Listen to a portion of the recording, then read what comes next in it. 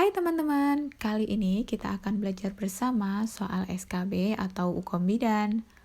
Jangan lupa untuk nonton semua videonya, subscribe sekarang juga, komentar untuk diskusi, dan langsung saja kita ke soal yang pertama.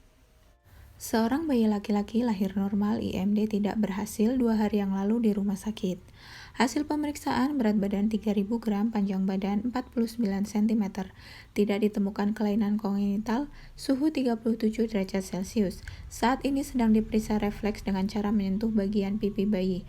Hasilnya mulut bayi mengikuti arah jari. Jenis refleks apakah yang ditunjukkan bayi pada kasus tersebut? A. Rooting, B. Grasping, C. Babinski, D. Suckling, E. Moro. Jawabannya adalah A. Rooting reflex. Rooting reflex terjadi ketika pipi bayi diusap atau dibelai atau disentuh bagian pinggir mulutnya. Sebagai respon, bayi itu memalingkan kepalanya ke arah benda yang menyentuhnya dalam upaya menemukan sesuatu yang dapat dihisap. Refleks menghisap dan mencari menghilang setelah bayi berusia sekitar 3 hingga 4 bulan. Seorang bayi laki-laki, anak kedua, baru dilahirkan 6 jam yang lalu di rumah sakit secara spontan. Riwayat kelahiran bayi bernafas spontan, usia gestasi 40 minggu. Inisiasi menyusu dini berhasil, bayi sudah BAK 1 kali, panjang badan 48 cm, berat badan 2.600 gram, telah diberikan suntikan vitamin K1. Asuhan apakah yang paling tepat pada kasus tersebut? A. Memandikan, B. Melanjutkan IMD, C. Memfasilitasi rooming in, D. Melakukan pencatatan surat keterangan lahir, E. Memberikan suntikan imunisasi HB0. Jawabannya adalah E. Memberikan suntikan imunisasi HB0. Vaksinasi hepatitis B pada bayi baru lahir sangat penting untuk diberikan. Semua bayi baru lahir harus sudah divaksinasi hepatitis B sebelum pulang dalam waktu kurang dari 12 jam setelah lahir. Seorang bayi perempuan baru lahir di praktik mandiri bidan. Riwayat kelahiran anak pertama, usia gestasi 38 minggu, kala 2 lama. Hasil pemeriksaan bayi lahir tidak segera menangis, kulit jari-jari ekstremitas kebiruan, tonus otot lemas. Diagnosis apakah yang paling mungkin terjadi pada kasus tersebut? A. Gangguan fungsi motorik, B. Masalah vaskularisasi, C. Kelainan jantung, D. Asfiksia, E. apnu. Jawabannya yaitu D. Asfiksia. Asfiksia adalah keadaan di mana bayi baru lahir tidak dapat bernafas secara spontan dan teratur. Bayi dengan riwayat gawat janin sebelum lahir umumnya akan mengalami asfiksia pada saat dilahirkan. Seorang bayi perempuan umur 3 hari dibawa ibunya ke PMB untuk kontrol. Hasil anamnesis malas menyusu, BAB dan BAK lancar. Hasil pemeriksaan tampak kuning pada muka, leher sampai ke pusat. Frekuensi jantung 110 kali per menit, pernafasan 40 kali per menit, suhu 37 derajat Celcius.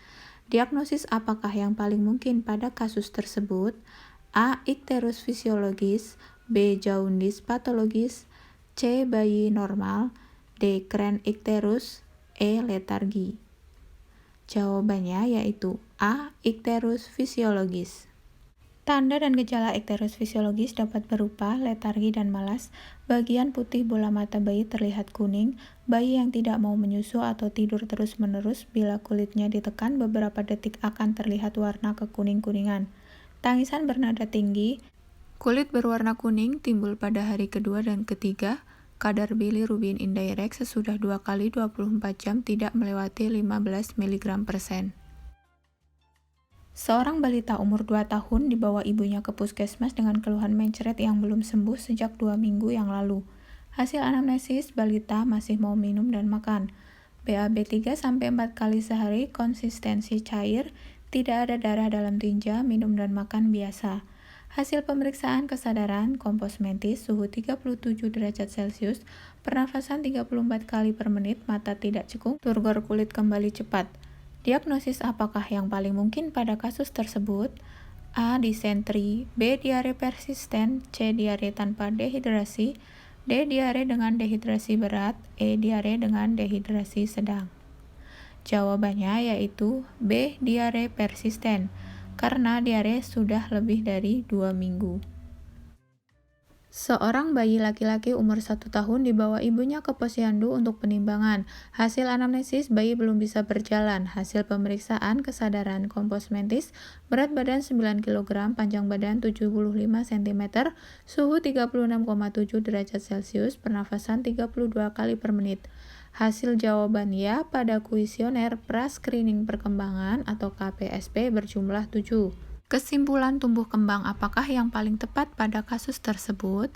A. Pertumbuhan normal dan perkembangan menyimpang. B. Pertumbuhan normal dan perkembangan meragukan. C. Pertumbuhan kurang dan perkembangan meragukan. D. Pertumbuhan dan perkembangan tidak normal. E. Pertumbuhan dan perkembangan sesuai usia. Jawabannya yaitu B. Pertumbuhan normal dan perkembangan meragukan. Pada bayi perempuan usia 1 tahun, berat badan dan panjang badan pada kasus tersebut termasuk kategori normal atau sesuai dengan pertumbuhannya. Hasil jawaban ya pada KPSP 7-8 menunjukkan perkembangan anak meragukan, sedangkan apabila jawaban ianya 6 atau kurang maka kemungkinan ada penyimpangan. Terima kasih telah menonton videonya sampai akhir. Jangan lupa subscribe, like, dan komentar untuk diskusi. Sampai jumpa di video selanjutnya. Bye-bye.